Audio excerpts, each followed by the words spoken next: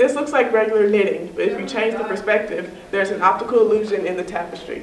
Morgan Bain knitted this piece called Anxiety of the Unseen. This is a salad made of cabbage, radish, and carrots, all of which are locally produced.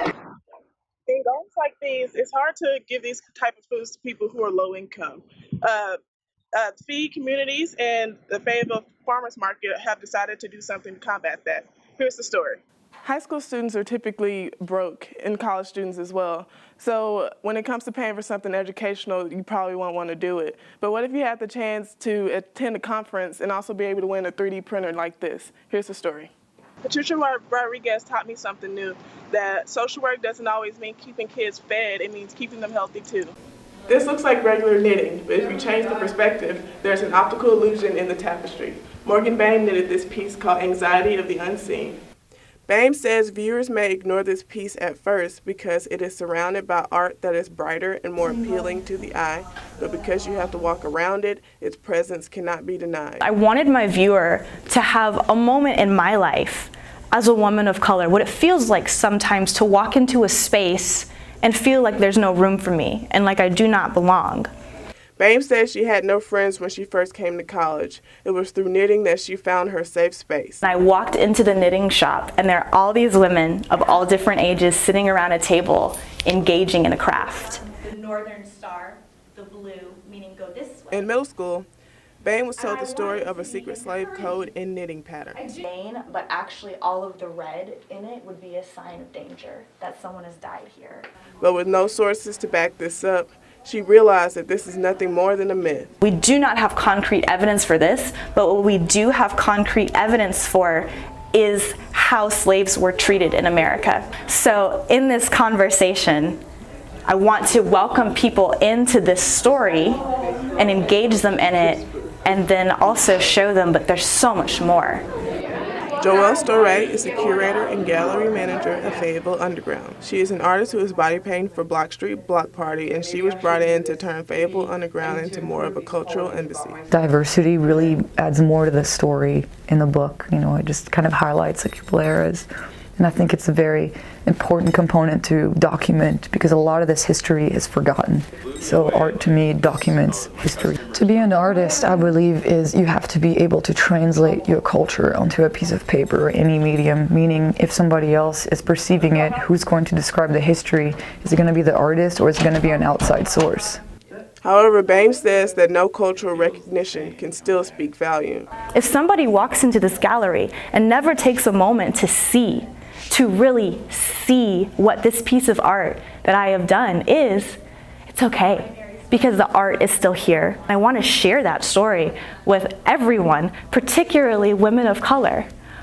Our presence that is so often kept out, our absence is our presence. The fact that we are not in the room is a statement in itself.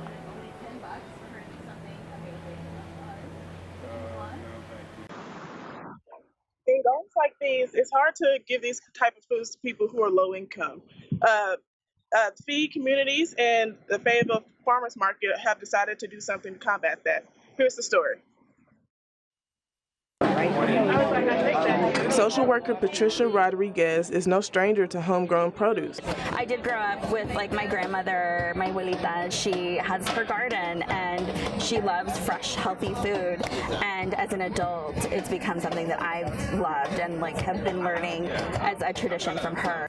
She is volunteering with Feed Communities Cooking Local demonstration. You can make these cool things out of everything that's available in your community. This is a salad made of cabbage, radish, and carrots, all of which are locally produced.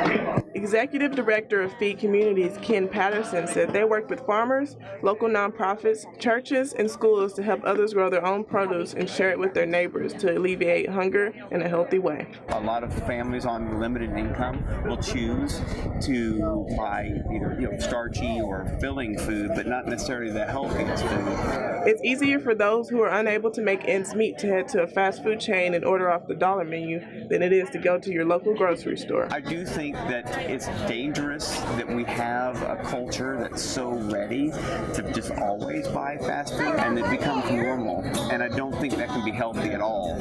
So Feed Communities partnered with Ozark Natural Food Chefs to let EBT card holders know how to eat healthy. People actually can double their SNAP dollars at the farmers market, and it can really go a long way. This is market money for food stamps. Patricia Rodriguez taught me something new, that social work doesn't always mean keeping kids fed, it means keeping them healthy too.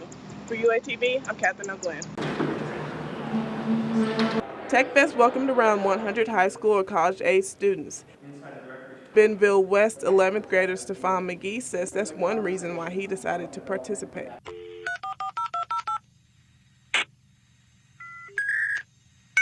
McGee was born in 1999, the time of dial-up, but he's seen the tech world change as he's grown. It's kind of interesting in how we've progressed through time and how fast things are rapidly changing and moving, and just all the different things that are possible through it. He attended TechFest as prep for the IT and computer science portion of the Ignite program he will be a part of his senior year. Ignite program is a program that allows students to kind of take a real life, so to say, adventure where you go out and you work for a company or they assign you assignments and kind of basically get you into that real life environment. McGee is building his skills in the real world so he can be able to build worlds as a game developer.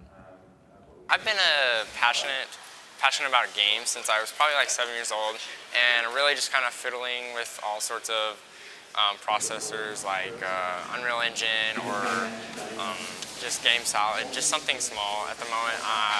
Kind of learning the art and architecture, and that's really kind of where I'm good at, and I want to be a level designer, so I want to create the environment that the people play in and what I experience all the time. Event chair Sarah Daigle also wants to help younger minds who haven't been as exposed to technology as McGee.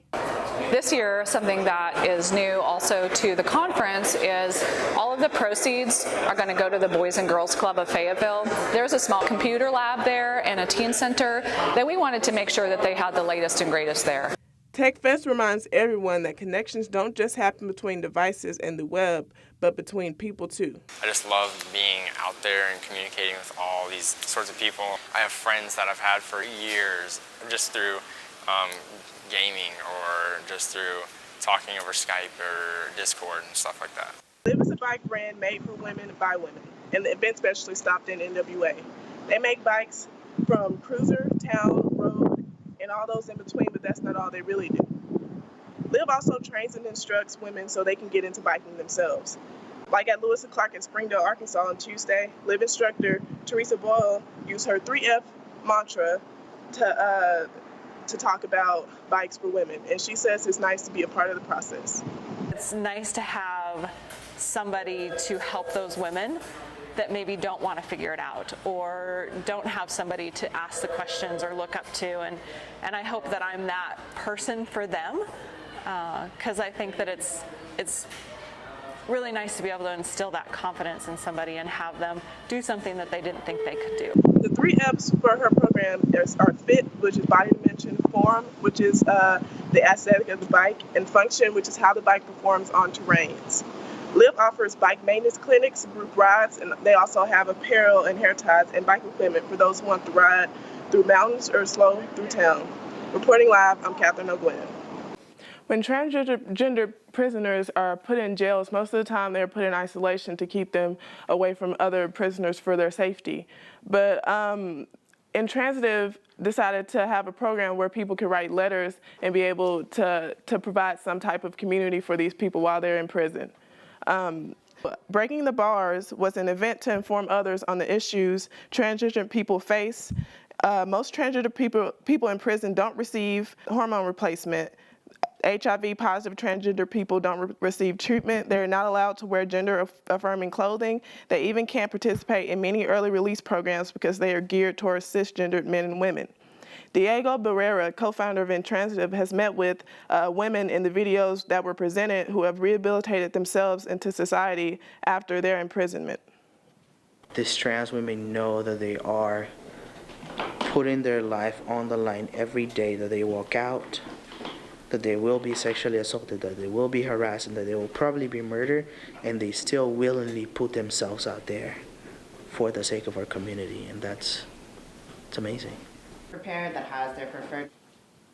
Barrera says that many people in Northwest Arkansas are open to differences and they have good intentions, but they don't necessarily have the knowledge to back it up. For UATV, I'm Kathryn O'Guinn.